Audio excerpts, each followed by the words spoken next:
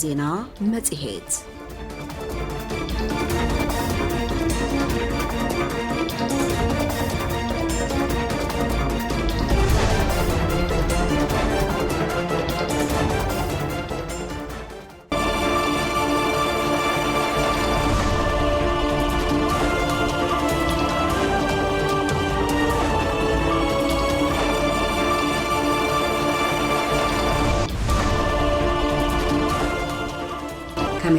صنحو كبار سماعتنا أزمي 104.4 راديو FM مقالة زينا متعت فاليمولو كان عندي أرست زينة كنقدمينا أجمعت تكرين مفتاح أفل علينا بمصباب نداقم هنسة حوية تكراي كنسرح قبائلو بريزيدنت كيزاو من محدار تكراي جنرال تادس ورده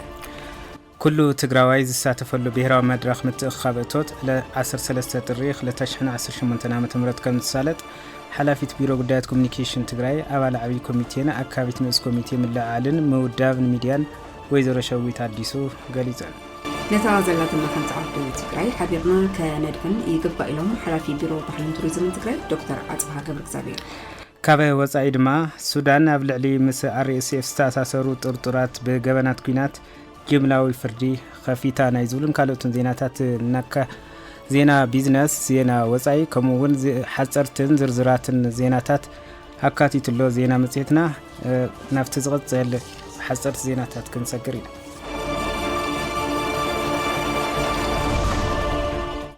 نابي حصرت زيناتات كن فيلم كلنا عربنا صقمات تግራይ ንምፍታሕ ኣፈላላይና በምጽባብ እንዳግመ ህንጸትን ሕወይትን ትግራይ ክንሰርሕ ይግባኢሎም ፕሬዝዳንት ጊዜያዊ ምምሕዳር ትግራይ ጀነራል ታደሰ ወረደ ፕሬዝዳንት ጊዜያዊ ምምሕዳር ትግራይ ጀነራል ታደሰ ወረደ በዓል ጥምቀት ንሰላም ሓድነትን ዳግመ ህንጸትን ብዝብል መሪ ሓሳብ ኣብ ከተማ ማይጨው ኣብ ዝተኸበረ በዓል ጥምቀት 2018 ዓ.ም ኣብ ዘሕለፍዎ መልእኽቲ ኣብ ዝሕዚ እዋን ኣብ ቁጠባ ትግራይ ዝበፅሐ ዕንወት ካብኡ ከይንወፅእ ዝግበር ዘሎ ውዲትን ህልውናን ቀጻልነት ህዝቢ ትግራይ ኣብ ሓደጋ ኣትዩ ይርከብ ኢሎም ወሲኹም እቶም ፕሬዝዳንት ከም ዝበልዎ ኣብ ዝሕዚ እዋን ኣብ መሃያ ሰራሕተኛታት መንግስቲ ኣሚኑ ኣብ ልዕሊ ዝዓቆሮ ገንዘብን ካልኦት ዓውድታትን ማዕቀብ ተነቢሩሎ ዝበሉ ኮይኖም እዚ ድማ ካብ ዝበፅሐና ዕንወት ከይንሐዊ ቀጻልነትናን ህልውናናን ዝፈታትን ዘሎ ምዃኑ ገሊፆም ካብ ማሕበረሰብ ዓለም ድማ ንዳግመ ህንጸትን ሕወይትን ትግራይ ዝግበር ሓገዝ እኳ እንተሃለወ ብመጠን ዝበፅሐ ዕንወት ዋላውን እኹል ኣይኹን ንዝተገብረ ሓገዝ ብምስጋን ኣብ ማዕልኡ ክውዕል ይግበራሉ ኢሎም ዘለው ጸገማትን መፍታሕ ጊዜያዊ ምምሕዳር ትግራይ ምስ መንግስት ፌደራል ተኸታታሊ ልዝብና ገብረ ዝመጽ ኮይኑ ሕዝውን እዚ ጻዕሪ ከም ዝቕጽለሉ ፕሬዝዳንት ታደሰ ኣመላኺቶም እቶም ፕሬዝዳንት ከም ተጋሩ ካብቶም ጸገማት ክንወጽእ እንኽእል ዳግመ ህንጸትን ሕውየትን ብምስላጥ ተስፋ ዘለዎ ቁጠባዊ ዕብየት ብምምዝጋብ ግዳማዊ ድጋፍ ናብ ረብሓ ብምልዋጥን ግዳማዊ ጽዕንቶታትን ተቓላዕነትን ብምውጋድን ምዃኑ ገሊፆም ሕዝውን ቁልፊ መደብ ጊዜያዊ ምምሕዳር ትግራይ ዝተመዛበሉ ወገናት ውሑስ ብዝኾነ መንገዲ ናብ መረበቶም ምምላስን ግዛእታዊ ሓድነት ትግራይ ምርግጋጽን ምዃኑ ዝገለጹ ፕሬዝዳንት ጀነራል ታደሰ እዚ ንምትግባር ምስ መንግስት ፌደራልን ፓነል ሕብረት ኣፍሪካን ሰፋሕቲ ልዝባት ከም ዝጠልብ ገሊፆም እዮም ብምዃኑ ድማ ኪዳነ ዝሕጋዊ ምሕደራን ጥቃትን ምፍራትን ውሑስ ጸጥታን ድሕነትን ብዝሓለወ መንገዲ ተመዛበልቲ ናብ መረበቶም ምምላስን ኣብ ተመዛበልቲ ዘሎ ሰብኣዊ ሽግር ቀዲሙ ክፍታሕ ዝብሉ ኣብቲ ልዝብ ስምምዕነት ዝተበጽሐሎም መንባሮም ብምዝኻር ዛጊድ ግን ብሙሉእነት ኣይተተግበረን ኢሎም ናይ ምዕራብ ትግራይ ሰብኣውነት ቀዳምነት ተዋሂቦ ክፍታሕ ከም ዘለዎ ግድን ኮይኑ ካብ መግዚትነት ኣምሓራ ሙሉእ ብምሉእ ተላቂቁን ካልእ ዝሕሰብ ኣማራጺ ደው ኢሉን ኣብቶም ስምምዕ ዘይተበጽሐሎም ጉዳያት ድርድር ክቕጽል ምግባር እምበር ካልእ ትእዛዝ ኮይኑ ክትግበር ምፍታሕ ነቲ ሽግር በዝኸፈ ከጋድዶ ይኽእል እዩ ክብሉ መልእኽቶም ከም ዘሕለፉ ካብ ቤት ጽሕፈት ፕሬዝዳንት ዝተረኸበ ሓበሬታ የመላኽት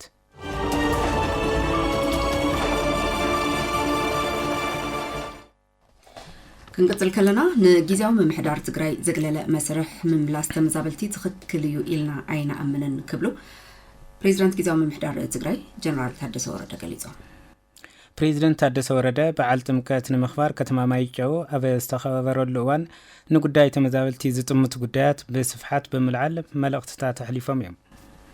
ጉዳይ ምምላስ ተመዛበልትን ምኽባር ሕገ መንግስታዊ ወሰንን ትግራይ ክትፈትሖም ዘለዋ ቁልፊ መደባት ምዃኖም ዝገለጹ እቶም ፕሬዝዳንት ጊዜያዊ ምምሕዳር ትግራይ ኣብ ጉዳይ ተመዛበልቲ ዞባ ምዕራብ በዓል ዋናን ፈጻምን ኮይኑ እንህሎ ንዕኡ ኣግሊሉ ይልዓል ዘሎ መስርሕ ትኽክል እዩ ኢሉ ከም ዘይኣምን ኣፍሊጦም ኣብ እዋን ድርድር ስምምዕ ዝተበጽሐሎምን ዘይተበጽሐሎምን ጉዳያት ምንባሮም ዘዘኻኸሩ ፕሬዚደንት ታደሰ ስምምዕ ካብ ዝተበጽሐሎም ጉዳያት ሓደ ዘይሕጋዊ ዕጡቕን ምምሕዳርን ምፍራስን ውሕስን ክብሪ ዝተመልኦ ምምላስ ተመዛበልትን ምሕደሮምን ምንባሩ ኣዘኻኺሮም እዮም ተመዛበልቲ ጸለምቲ ዝተመለሱሉ ሞዴል ኣብ ምዕራብ ትግራይ ክድገም ከም ዘይብሉ ዝገለጹ እቶም ፕሬዝዳንት ኣብ ምምላስ ተመዛበልቲ ጸለምቲ ዝተረኣዩ ሽግራት ብዝእርም ኣገባብ ክኸውን ይግባእ ዝበሉ ኮይኖም ጉዳይ ምዕራብ ትግራይ ክትሓላለኽ ዝተገብረ ምዃኑን ጊዜያዊ ምምሕዳር ትግራይ ናይቶም ጸገማት ውስብስብነት ንምቅላል ዝከኣሉ ከም ዝገብርን ፕሬዝዳንት ታደሰ ኣረጋጊጾም ጊዜያዊ ምምሕዳር ትግራይ ብዛዕባ ተመዛበልቲ ዞባ ምዕራብ ብደገ ኮይኑ ውጽኢት ክገብሮ ስለ ዘይግባእ ድማ ኣብዚ ጉዳይ ምስ ዝነጥፉን መንግስት ፌደራልን ከም ዝዘራርቡን ኣብ መልእኽቶም ጠቒሶም ክብል ቴሌቪዥን ትግራይ ጸብጺቡ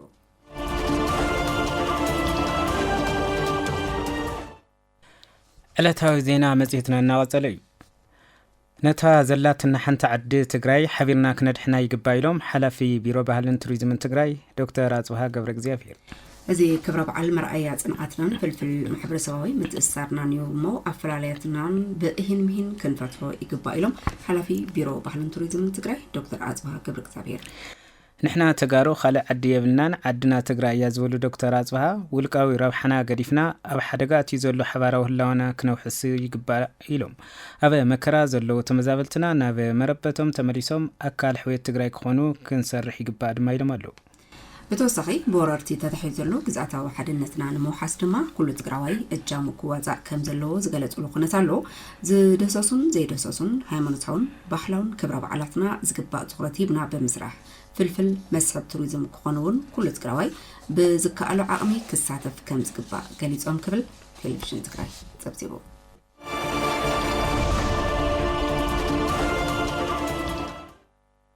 በዓል ጥምቀት ኣብ መንጎና ሓበራዊ ምርድዳእ ክህልወና ዘኽእል ክቡር በዓል እዩ ክብሉ ዋና ኣመሓዳሪ ዞባ ዶብ ትግራይ ኣይተ ዝናቡ ገብረመድህን ገሊጾም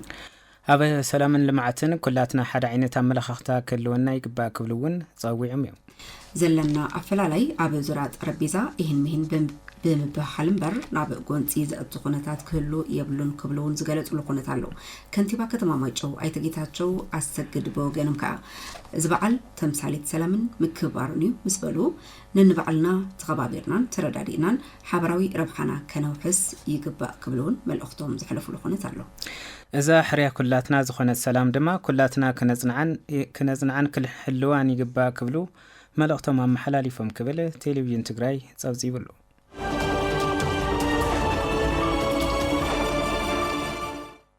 كبرى سمعتنا حزد ما بزرزر ناب النريم زيناتات سجيرنا لنا بيرو حرشان هفت تفترون تجراي أبل معات تفاسسن حملوا إلى معتن قالوا سرحتي عقب أحمد الماين أفزع عمت بالسواد دمركو سرحتو نموجان أبرتيو كمز سرحلو أفليتو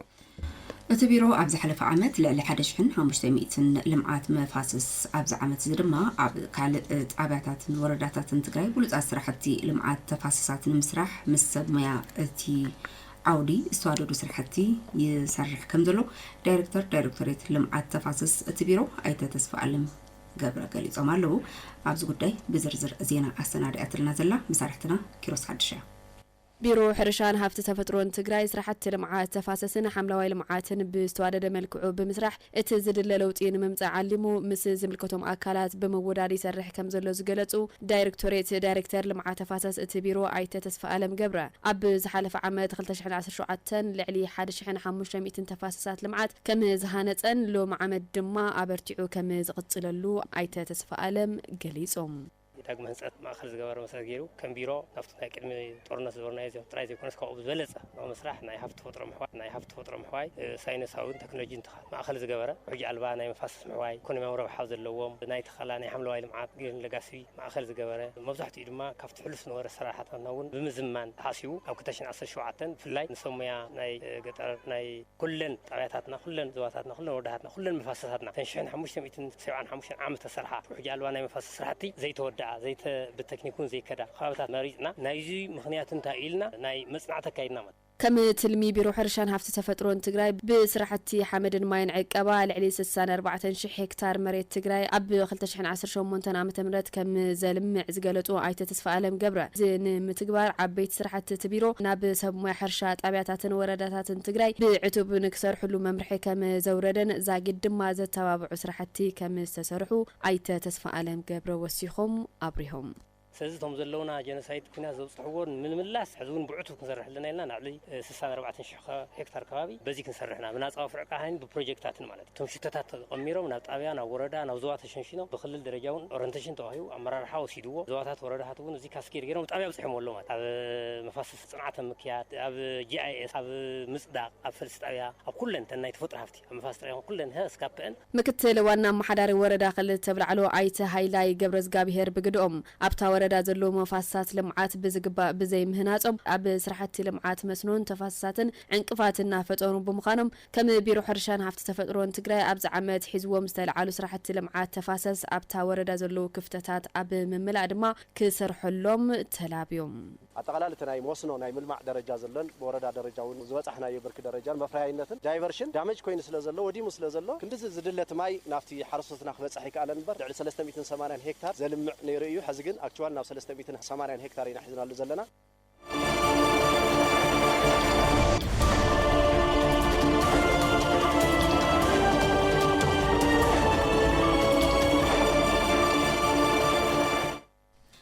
كله تجراوي زي ساتفلو بيراو مدرخ متخاب اتوت علت 13 طري 2018 عام تمرت كم زسالت حلفيت بيرو قدات كوميونيكيشن تجراين عبال عبي كوميتين أكابيت نؤس كوميتي من العالم مودابن ميدان ويزرو شويت أديسو غاليزان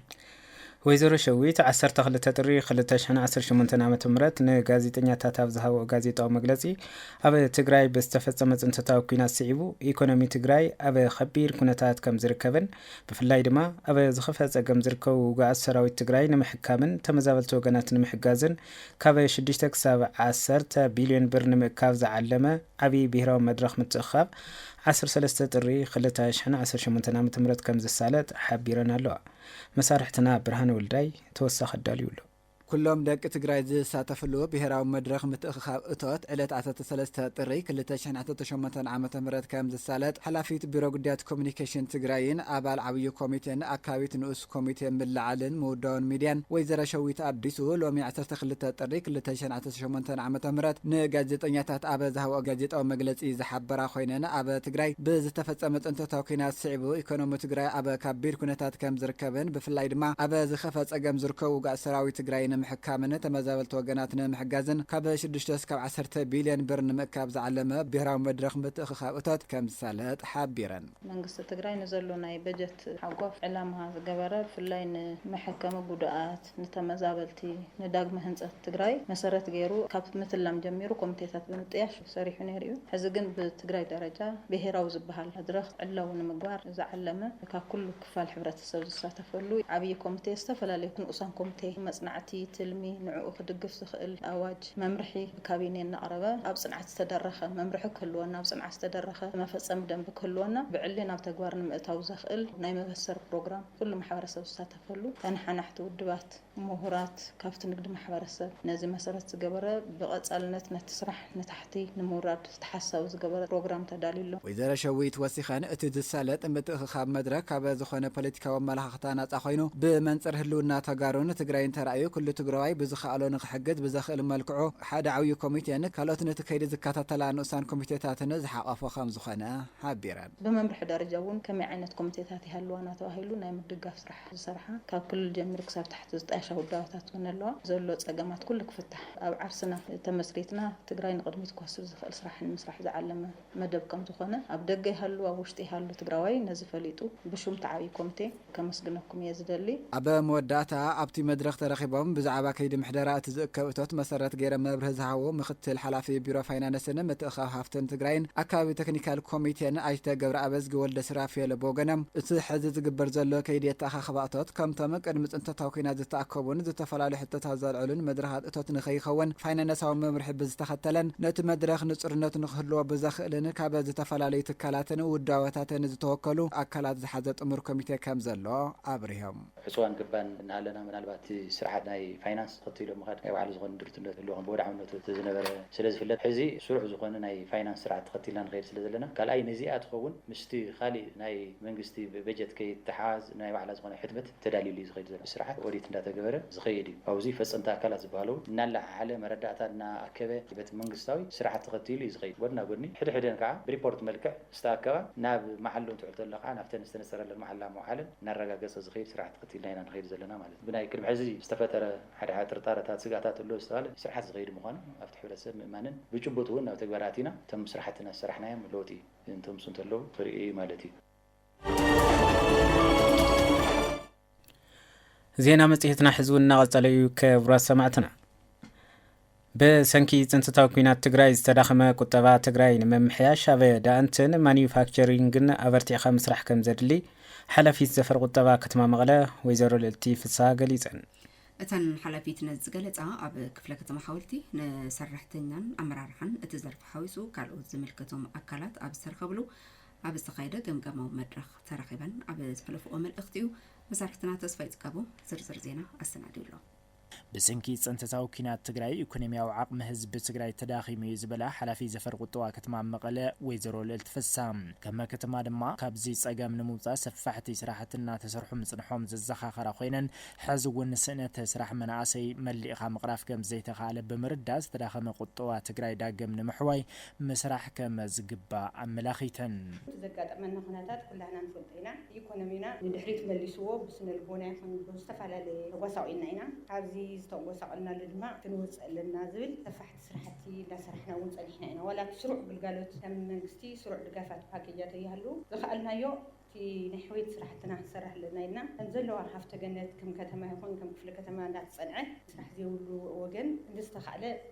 توصل من قصات نجارنا صنعنا هنا زين زهر صراحة زلنا صراحتي كم جمر كم صبوق بقصات خون زخول نجارات اللو يوم كاين جن مستزل إحنا جودات مستزلنا درجة صراحة سنة تمازال لاي بركة زي السدراسو بتويت أورنت عكال ما جودات زوجها من الاستجادة لاي محور سنة قللا تينا إيكونومي صراحتنا زي ناب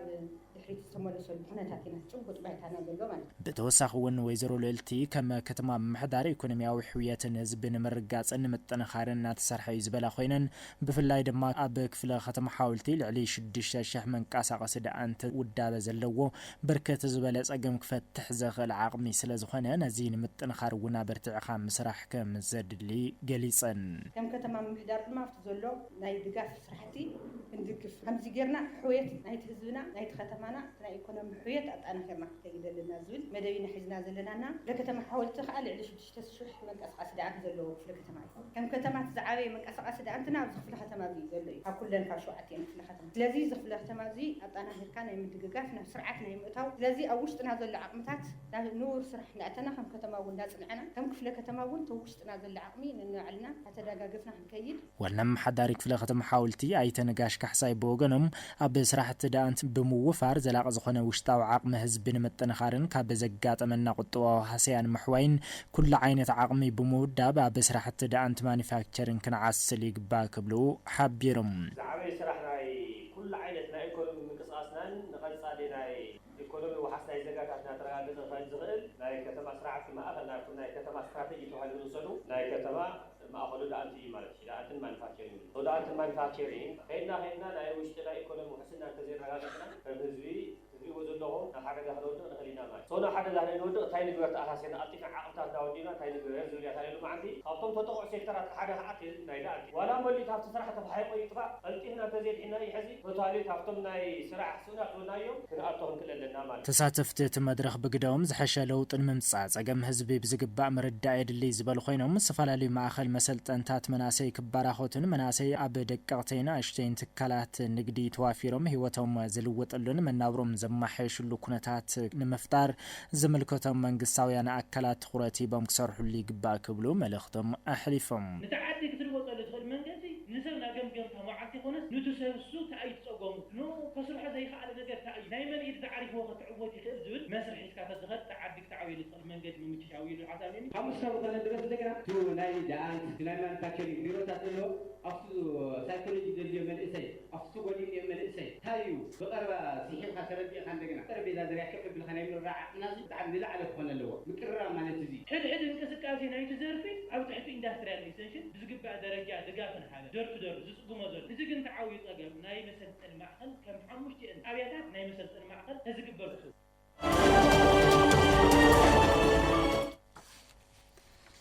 ኣብ መቐለ ጋርመንት ኮሌጅ ብሞያ ጋርመንት ስፌት ጨርቅን ሽመናን ከስልጡኑ ጸንሑ 24 ደቂ ኣንስትዮ ዝርከበኦም 40 መናእሰይ ናይ ስፌት ማሽናት ሓገዝ ተገይሩ እቲ ሓገዝ ካብ ትካል ኢንዱስትሪያል ልምዓት ውድብ ሕብራት ሃገራት ብምትሕብባር መንግስቲ ጃፓንን ብሞያ ጋርመንት ስፌት ጨርቅን ሽመናን ክስልጡኑ ዝጸንሑ መናእሰይ ርክክብ ማሽን ተሳሊጡሎ ግብራዊ ዳንኤል ተወሳኺ ኣለዎ መቐለ ጋርመንት ኮሌጅ ብሞያ ጋርመንት ስፌት ጨርቅን ሽመናን ክስልጡኑ ዝጸንሑ 24 ደቂ ኣንስትዮ ዝርከቦም 40 መናእሰይ ናይ ስፌት መሽን ሓገዝ ዝተገብረሎም እንትኸውን ስነ ስርዓት ተረኺቦም መልእኽቲ ዘሕለፉ ምክትል ሓላፊ ቢሮ ቴክኒክን ሞያን ስራሕ ዕድል ፈጠራን ትግራይ ኣይተኣለም ኣረጋው ከም ዝበልዎ ትግራይ ብሰንኪ ጀኖሳይዳዊ ኩናት ማሕበረ ቁጠባዊ ፀገም ኣጋጢምዋን ነዚ ስዒቡ ድማ ኣብ መናእሰይ ንዘጋጠመ ስእነት ስራሕ ዕድል ንምቅላል ካብ ትካል ልምዓት ውድብ ሕብራት ሃገራት መንግስቲ ጃፓንን ናይ ስፌት መሽን ዝተረኸበ ሓገዝ ይድሕር ምባል ዝዕድል ተጠቂሞም ንባዕሎምን ዓዶምን ከልምዑ ይግባእ ክብሉ ገሊጾም ኣብቲ ኩናት ኩሉ ህዝብና እኳ ተጠቃዕ እንተኾነ ብዝኸፍዐ ከዓ እቲ መንእሰይና ኣብ ንእስነት ዕድሚኡ ፍልጠቱ ሸይጡ ክእለቱ ሸይጡ ጉልበቱ ሸይጡ ናብርኡ ከየመሓይሽ ቤተሰቡ ከይድግፍ ንዓዱ ከይጠቅም ብጣዕሚ ንክህሰን ንክጉዳእን ገይርዎ ዘሎ ተስፋ እናቆረፀ ናብዚ ሕጋዊ ስደት እናተቃልዐ ንኣደዳ ሞትን ሓደጋን እናተቃልዐ ዝኸደሉ ኩነታት ስለ ዘሎ እቲ መንእሰይ ካብዚ ዕላማ እዚ ተበጊሱ እዩ ነቲ መንእሰይ ደጊፍካ ሰሪሑ ንባዕሉ ይኸውን ሰሪሑ ንዓዱ ይኸውን ሰሪሑ ንወለዱ ይኸውን ሰሪሑ ዓዲ ይልውጥ ዝኾነ ኣብ መንእሰይ ትኩረት ገይረ ክሰርሕ ኣለኒ ኢሉ ትኩረት ገይሩ ዝሰርሕ እዩ ማለት እዩ ሎማ ዓመት ከዓ ምስቲ ዝብልዎ ዘለኹ ዝተኣሳሰረ ብፍላይ ከዓ ጃፓን መንግስቲ ደገፍ ተጠናኺሩ ዝተጀመረ ስራሕ እዩ ስለዚ ንመጀመርያ ግዜ ኣብዚ ሰልጢንኩም ትምረቑ ዘለኹም ስለዚ ፕሮጀክት ንክሰፍሕን ንከይሰፍሕን ንስኹም ወሰንቲ ኢኹም ማለት እዩ ኣባኻትኩም ተጀሚረሎ ስራሕ እንድሕር ንስኹም በቲ ዝሰልጠንኩሞ ሞያ ውፅኢት ተምፂኹም ፕሮጀክት ዝሓስቦ ዘሎ ዕላማ ኣሳኺዕኹም ብተግባር እንተሪኢኹምና ናብ ካሊእ እውን እናሰፍሐ ናይ ምኻድ ዕድል ክህልዎ እዩ ኣመኻሪ ከንቲባን ሓላፊ ጉዳይ ተሳትፎን ተጠቃምነትን ሕብረተሰብ ከተማ መቐለ ኣይተገይቱ ተባሂሉ ብግድኦም እቲ ስልጠና ንክልተ ሰሙን ክወሃበ ድሕሪ ምጽናሕ ተወሳኺ ድማ ናይ ስፌት መሽን ተዋሂቦም እዮም ዝበሉ ኮይኖም ስለዝኾነ ድማ እቲ ዕድል ተጠቂሞም ንባዕሎምን ዓዶምን ከልምዑ ጠንኪሮም ክሰርሑ ይግባእ ክብሉ ተላብዮም ተመረቕቲ ናይ ከተማና 40 መናእሰይ ካብ ኩለን ካብ 7 ክፍለ ከተማ ተመልሚልኩም ንክትመፁ ጌርና ኢና እዚ ድማ ምስቲ ናይ ክፍለ ከተማታት መሓውርና ብሓባር ብምዃን ምልመላ ተኻይዱ እቲ መንእሰይ ኣብዚ ኣትዩ ሰልጢኑ ንክወፅእ ተገይሩሎ ማለት እዩ ስለዚ እቲ ስልጠና ጥራይ እንተይኮነ እቲ ናይ ማቴርያል ድጋፍ እውን ያው ትሪእዎ ኣለኹም ማለት እዩ ብስቲ ናይ ጃፓን መንግስቲ ተወሰኽቲ ድጋፋት ክገብሩና ኣብ ተወሰኽቲ መናእሰይ እውን ተማሳሊ ዝኾነ ስልጠናታትን ናይ መሳርሒ ደገፍን ክገብሩልና ብስም መናእሰይ ከተማ መቐለን ብስም ምሕዳር ከተማ መቐለን ጻዕይትና ንቕርብ ትገይርኹምና ዘለኹም ደገፋት ብጣዕሚ ኢና ነመስግን ዕውት ኮይኑ ንቅፅል ናትኩም ዕውትነት እዩ ናይ መናእሰይ ዕውትነት እዩ ዘድልየና ማለት እዩ ሕዚ መንእሰይ ዘድልዮ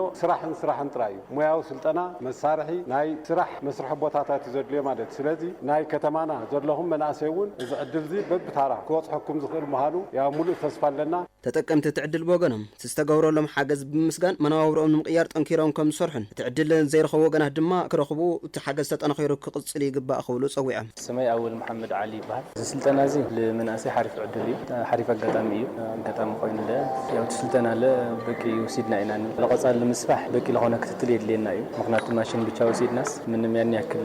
تتقاعدنا يبوتا من مشيشاي تودينا كنسرح لكي نبتاتن ناي منقص كتتليد لنا إلى الحس حرت سفر يا عدل احنا رخينا هنا قدام يزور سلطنة مالتيو يا كلها من الليلة كما هيرو بزنا تقرأ كنتات دورنت يا وكسرح وصعقينه عبد التدري وتايرك بزح من الأسئلة في سدت يا همزل الرأي كنتات تفت رأيه بزح كما هيرو مسرح ليقولوا خوف من الأسئلة يا همانات قبله لا سرح كات زينا متيت كم 204.4 راديو اف ام مقله نعطل ايو زركب كيدانا هزدما ناب زيناتات وصاينا كنسكر سودان نركب سودان اب العلي مس ار اس اف استاساسرو طرطرات بجبنات كنات جمله وفردي كفيتالا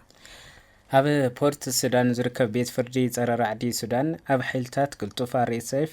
መሐመድ ሐምዳን ዳጋሉን ነበር ቀዳማይ ሚኒስተር ዓብደላ ሐምዶክን ዝርከብዎ ምስቲ ዝቕጽል ዘሎ ጎንፂ ብዝተኣሳሰሩ ገበናት ዝተኸሰሱ 201 ተኸሰስቲ ብሶኒ መስርሕ ፍርዲ ምጅማሩ ጸብጻብ CGTN የረድእ ናይዚኦምን ካልኦትን ጸብጻባት ዜናታት ወጻኢ ዝዕለት መሳርሕትና ሚር ደሞዝ ብኸምሰ ክተቕርቡ እያ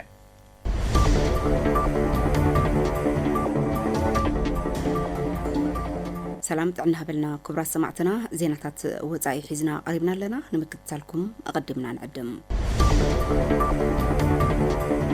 سودان اب العلي مس RSF زتاساسرو طرطرات بجبنات كينات جملاوي فردي كفيتا اب بورت سودان زركب بيت فردي صره جبر رعدي سودان عزاز حيلتات قلطف دغف RSF محمد حمدان دغالون نبر قدم منستر عبدالله حمدوكن زركبوم مستي زقصل زلو غونصي بستاساسرو جبنات زتخصصو 201 تخصصتي بسوني مسرح فردي جميرو ازي فردي حلفي سراويتن حلفي بايتو مسغاغري العلاوينتن عبدال فتح البرهان اتغينات كاب زجمر ندحر بسراويت مكلخال ايرترا تفصيمو استبحاله جهسس زمرمر هاغراو كوميتي نمقام زحابو اواج سيبيو طرطرات كاب انصار منغستي كوينات مكيادن حق منغساو سرعات مدخامن كساب مدقاف عدقاوي نعبي بزبل كسي باكلن ابزي لولون يفررو خمزلو يو تحبيرو اخبرت حقي اتي كوميتي مستي نوس وتادراو جله ز تاساسرو استات 13400 غدات كم زمزغبه تحبيرو اتي كستات كم قتلت ام حداري معراب دارفورن غزات جزيران زامسلو لعل كستات كمون قتلت غدود ممزبال غحلتن سفيح صوتو عمتن زتقالليو عقاب حقي اب مخفتي اخيبه نلعل خلت عمتن فرعان اب استخايده برمرتات تاكب مرتعوتات كم زسفرو تغليطلو اتوم ابلات RSF ويدما تحابرت تباحلهم زتفلطو تخصصتي اب وتادراو سرحيتات انصار سراويت السودان محازي حقا اصوارن جبنات انصار سباونتن فردي انت ترخيبو نايموت فردي كفردو خمس خلو CGTN صبصيبلو اب دوب افريكا بزقات محدغا مكينا بوحدو 13 ህጻናት ሞይቶም ኣብቲ ኣብ ከባቢ ከተማ ጆሃንስበርግ ዘጋጸ محدغا ተምሃሮ ዝጓዓዙላ ዝነበሩ ሚኒባስ ንኻልኦት ክትቀድም ኣብ ዝፈተነትሉ ምስ ዓባይ መኪና ጽዕነት ድሕሪ ምግጫ 11 ህጻናት ሽዑንሽዑ ክሞቱ ከለው ክልተ ድማ ኣብ ሆስፒታል ዓሪፎም ካልኦት ክልተ ኣብ ጽኑዕ ክንክን ከም ዝርከቡን ሰመዝ ሓቢሮም ክብል BBC ጸብጺቡ ቀዳማይ ሚኒስተር ጃፓን ንፓርላማ እትሃገር በመፍራስ ሓድሽ ምርጫ ክካይድ ኣውጃ እታ ናብ ስልጣን ካብ እትድይብ ልዕሊ 3 ኣዋርሕ ጥራሕ ዝገበረት ሳና ታካይቺ ኣብ ዝመጽእ 8 ለካቲት ኣብ ዝካይድ መረጻ ሓያል ደገፍ ንምርካብያ ነቲ ውሳነ ወሲራ ዘላ እታ ኻባኣጋ ሓያል ህዝባዊ ደገፍ ረኺባ ከም ዘላ ዝንገረላ ታካይቺ ፈላሚት ጓላንስተይቲ ቀዳማይ ሚኒስተር ጃፓንያ ዴንማርክ ስጋት ትራምፕ ንምምላስ ብርክት ዝብሉ ሰራዊት ናብ ግሪንላንድ ተዋፍር ከም ዘላ ተገሊጹ ዲፕሎማሲያዊ ዝምድና ኣሜሪካን ዴንማርክን ናብ ወታደራዊ ግጥም ገጹ ይኸይድ ከም ዘሎ ምልክታት ይርአሎ ተባሂሉ መንግስቲ ዴንማርክ ነቲ ፕሬዝዳንት ዶናልድ ትራምፕ ነቲ ባዕሉ ዝመሓደር መሬት ግሪንላንድ ክቆጻጸሮ ይደሊ ዝብል ምፍርራሕ ንምምላስ ናብ ግሪንላንድ ዝያዳ ሰራዊት ይዋፍሩ ከም ዘለው ይግለጽ ኣሎ እቶም ዝተዋፈሩ ወታደራት ኣብ ምዕራባዊ ግሪንላንድ ካንገር ሉስዋክ ዝመደብሮም ኣዛዝ ሰራዊት ንጉሳዊ ሰራዊት ዴንማርክ ፒተር ቦይሰን ገሊጾም 58 ወታደራት ዴንማርክ ኣብ መሬት አርክቲክ እንታቱ ምስቶም ኣብኡ ዘለዎ ኣስተሱስ ካልኦት ሓይልታት ተጸምቢሮም ምህላዎም ተሓቢሮ እዚ ወታደራዊ ልምምድ እዚ ኣካል ናይቲ አርክቲክ ኢንዱራንስ ዝበሃል ብዙሕ ሃገራት ዝሓቆፈ ወታደራዊ ልምምድ ምዃኑ ተገሊጹ ፕሬዚዳንት ትራምፕ ነታ ደሴት ብሓይሊ ምቁጽጻር ብዝምልከት ንዝቀረበሎም ሕቶ ዝሃቦ መልሲ ኣብ ዴንማርክ ስክፍታታት ኣስዒበሎ ምስ ኤምቢሲ ኒውስ ኣብ ዝገበሮ ቃለ ምሕተት ርእይቶ የብለይን ዝሃቦ መልሲዩ እቲ ጉዳይ ናብ ወታደራዊ ስጉምቲ ከብጽሕ ከም ዝኽእል ስክፍታታት ኣላዒሎ ብተወሳኺ ድማ ትራምፕ ንቀዳማይ ሚኒስተር ኖርዌይ ጆናስ ጋሃርስቶር ድሕሪ ምኽሳሮም ናይ ሎሚ ዓመት ሽልማት ኖቤል ሰላም ብዛዕባ ሰላም ጥራሕ ክሓስብ የብለይን ዝብል መልእኽቲ ኣብቲ ዞባ ንዝነበረ ጂኦ ፖለቲካዊ ወጥሪ ዝያዳ ኣዕቢበሎ እተን ስቕታ ዝመረፃ ውድባት ዋላኳ እቲ ርኡይ ወታደራዊ ንጥፈታት እንተሃለወ ሚኒስተር ምክልኻል ዴንማርክ ዋና ቤት ጽሕፈት ዕጡቃት ሓይልታትን ብዛዕባ እዚ ጉዳይ ተወሳኺ ርእይቶ ክህቡ ኣይደለዩን ግሪንላንድ ብሰንኪ ሰፊሕ ተፈጥራዊ ጸጋታትን ኣብ ምክልኻል ኣሜሪካ ስትራቴጂካዊ ኣገዳስነትን ኣብ ትሕቲ ምምሕዳር ትራምፕ ልዑል ኣቓልቦ ረኺባ እያ ወታደራዊ ምላሽ ዴንማርክ ልኣላውነት እታ ሃገር ንምሕላው ዝዓለመ ስጉምቲ ከም ዝኾነ ሮይተርስ ጸብጺቡ ክብራ ሰማዕትና ዜናታት ወጻኢ ኣብዛዚምና ኣለና ሰናይ ግዜ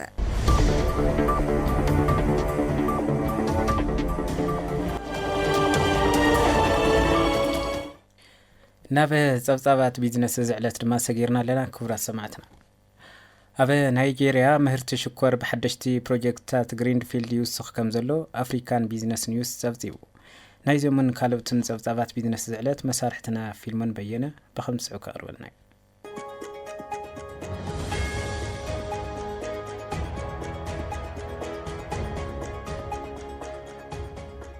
ሰላም ጥዕና ሃበለይ ክብራት ሰማዕትና ዕለታዊ ጸብጻባት ቢዝነስ ሒዝናልኩም ቀሪብና ኣለና በዚ መሰረት ብሓጽር ዜና ቢዝነስ እንትንፍልም ኣብ ናይጄሪያ ምህርቲ ሽኮር ብሓደሽቲ ፕሮጀክታት ግሪንፊልድ ይውስኽ ከም ዘሎ ኣፍሪካን ቢዝነስ ኒውስ ሓቢሩ ሃገራዊ ቤት ምኽሪ ሽኮር ናይጄሪያ በቲ ግሪንፊልድ ፕሮጀክታት ሽኮር ኣቢሉ ኣብ ምህርቲ ሽኮር ርእሰ ምትእማን ንምሃብ ዝተፈላለዩ ጻዕርታት እናገበረ እንትኸውን ፈጻምን ሚኒስተር ቤት ምኽርን ካማር ባክሪን ኣብ ዝቐረባ ግዜ ብዛዕባ እቲ ጽልዋ ፕሮጀክታትን ከምኡ'ውን ፍርያትን ኢንቨስትመንትን ምምሓሽ ጻዕርታት ይገብሩ ምህላዎም ተገሊጸሎም ሓደ ካብቶም ፕሮጀክታት ግናል ስጓር ዝበሃል ትካል ኣብ ግዛኣት ተረባ መደብ ዝተገበረሉ ኮይኑ ሽኮር ኢንስቲትዩት ናይጄሪያ ከም ምርምርን ስልጠናን ከምኡ'ውን ቴክኒካዊ ዓንዱ ሕቐ ሽኮር ኢንዳስትሪ ኮይኑ ዝተመስረተ ምዃኑ ተሓቢሩሎም እቲ ቤት ምኽሪ ምስ ሲኖማክ $1 ቢልዮን ስምምዕ ኢንቨስትመንት ዝገበረ ኮይኑ ብሓፈሻ እቲ ሃገራዊ ቤት ምኽሪ ሽኮር ናይጄሪያ ኣብ ምህርቲ ሽኮር ዓርሳ ንኽትኽእልን ዘለዋ ሽቶ ንምዕዋትን ድማ ዓበይቲ ስራሕቲ ይሰርሑ ከም ዘለው ዝተገለጹ ኮይኑ እቶም ሓደሽቲ ፕሮጀክታት ሽኮር ኣብ ግብሪ ብምውዓል ፕሮግራም ምዕባለ ሻምበቆ ሽኮር ብምጅማር እቲ ቤት ምኽሪ ፍርያትን ኢንቨስትመንትን ምምሓሽ ብፍሉይ ትኹረት ይስርሓሉ ኣሎ ክብል ኣፍሪካን ቢዝነስ ኒውስ ጸብጺበሎም ክቡራት ሰማዕትና ካብዚ ብምቕጻል ሃገራዊ ሸርፊ ወጻኢ ባንኪ ንግዲ ኢትዮጵያ ክንርኢ ከለና ድማ ዩኤስ ዶላር ብ150 ብርን 60 ሳንቲምን እናተገዝአ ብ154 ብርን 60 ሳንቲምን እናተሸጠ ዝወዓለ ኮይኑ ፓውንድ ስተርሊንግ ድማ ብ198 ብርን 38 ሳንቲምን እናተገዝአ ብ202 ብርን 35 ሳንቲምን ክሽየጥ ውዒሉ ኣሎ ዩሮ ብ176 ብርን 50 ሳንቲምን እናተገዝአ ብ180 ብርን ባዶ 3 ሳንቲምን እናተሸጠ ዝወዓለ ኮይኑ ስዊዝ ፍራንክ ድማ ብ184 ብርን 98 ሳንቲምን እናተገዝአ ብ188 ብርን 68 ሳንቲምን ክሽየጥ ውዒሉ ኣሎ ኩዌት ዲናር ብ484 ብርን 60 ሳንቲምን እናተገዝአ ብ494 ብርን 29 ሳንቲምን ክሽየጥ ዝወዓለ ኮይኑ ስዑዲ ሪያል ድማ ብ40 ብርን 40 ሳንቲምን እናተገዝአ ብ41 ብርን 21 ሳንቲምን ክሽየጥ ውዒሉ ኣሎ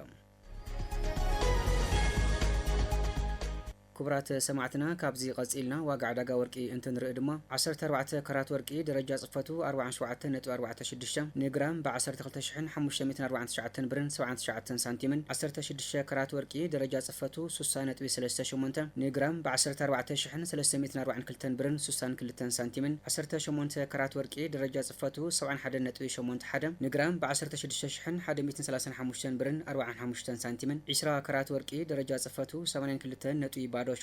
ንግራም ብ17928 ብርን 28 ሳንቲምን 22 ካራት ወርቂ ደረጃ ጽፈቱ 91.39 ንግራም ብ19721 ብርን 11 ሳንቲምን 24 ካራት ወርቂ ደረጃ ጽፈቱ 99.96 ንግራም ብ21513 ብርን 94 ሳንቲምን ክሽየጡ ውዒሎም ኣለዉ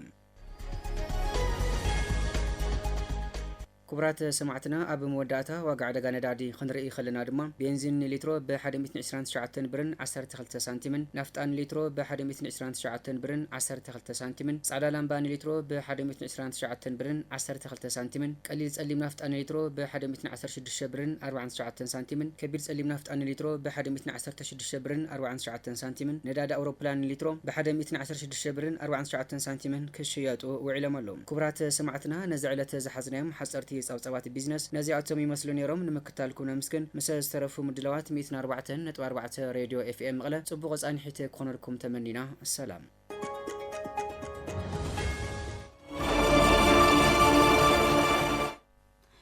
كبرى سمعتنا حزر ما ناب صبصبات سبورت وش تعدن وزان مسارحتنا تخل جورجس تسفاينا بزعربلنا كنسكرينا حبرنا نصنح زول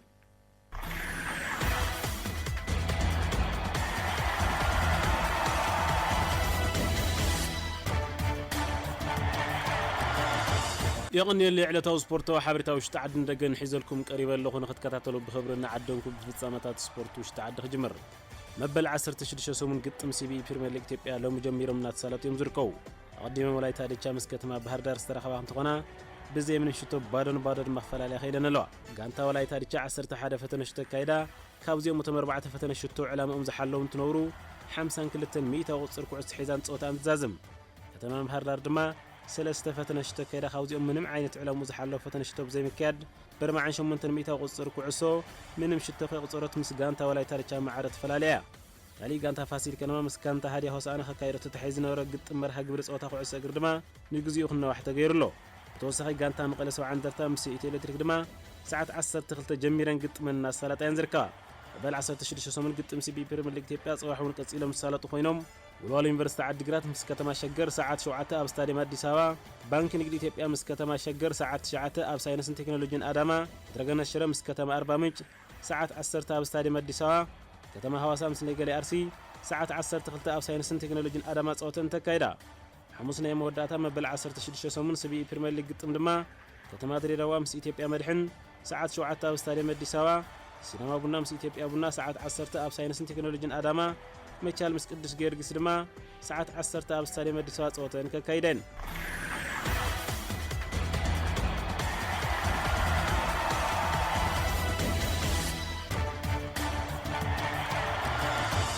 نمنا يدقنتن كيد ما قطمات شوعي زور تشامبيونز ليج أوروبا لو مجمرم صاح من قصيلهم كسالت يوم ومقدما قطمات سالطة غانتا تنتر دما خيرات ألماتي مسكلب بوري ساعات 10 تخلتن فرقان قدما ترخوا خيرات ألماتي زاغيد كاوزا كايرتهم شدش قطمات أب حنت صوتها معره أب حمش صوتها دما سعرتهم متنقار زاغيد حنت نطرح بمحاز أب 36 درجة تقمت كان تخلب برج بوغناون 4 نطب محاز أب 31 درجة تقميتات تركب المقصال مشات رعودن 3 صوتن سالطة دما غانتا بودي جليمت مس غانتا مانشستر سيتي انتخونا غانتا مانشستر سيتي ب 10 3 درجة تتقمت غانتا بودي جليمت دما 3 نطب محاز أب 32 درجة سريعة تركب كالي مشى ساعات 5 خوز كاير قطمات ترما انتر ميلان اميد امس ارسنال صوتات كايرن تتكون انت ارسنال زاغيد كاوزا كايرتم 6 صوتات او 6 بمعوات ب 18 نطب قدامي درجات سريعة تركب كانت انتر ميلان بوغنا اب 4 صوتات عويتا اب كل تصوتات ما سعرت متنقار ب 10 تخطنط شي درجات سريعة تركب انت القصر ريال مدريد مس موناكو كوبنهاجن مس نابولي سبورتينغ كاب مس بي اس جي توتنهام مس دورتموند اولمبياكوس مس باير ليفركوسن فياريال دمامس اكس مشيت او تمثل ساعات 5 صوتن تكايدا صباح دما غلات سراي مس اتلتيكو مدريد كاراباغ مس فرانكفورت مارسيل مس ليفربول سلافيا براغ مس بارسلونا باير مونيك مس يونين جوليس جوفنتس مس بينفيكا نيوكاسل يونايتد مس بي اس في اتلانتا مس اتلتيكو بيلباو خمون تشيلسي مس بافس صوتن كسالتين لهم زنورنا حصرت سبورت وحبرتاو تعد እንደ ገንዘብ መስሉ ስለምክታልኩም ካብ ልብነ መስግን ሰላም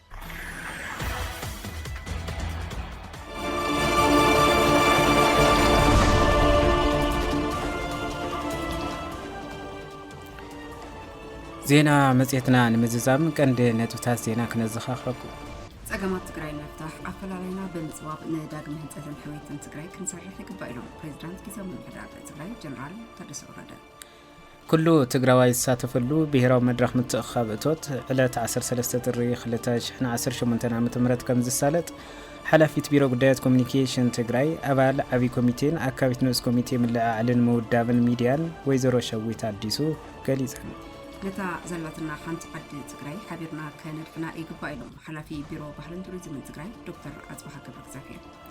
السودان العلم مسار رئيسي في استأساسر طرطرات بجبنات خينات جملة وفردي خفيتا نايزولن كالو تنزيناتات نباخمنا وصحنا ميري دوموز كيدان زقاي بمداي تكنيك دما ميكيلي مانا حبيرناكم صانحنا مسز ترفو مدلوات فنوميتن 4 راديو اف ام مغلا سناي كذا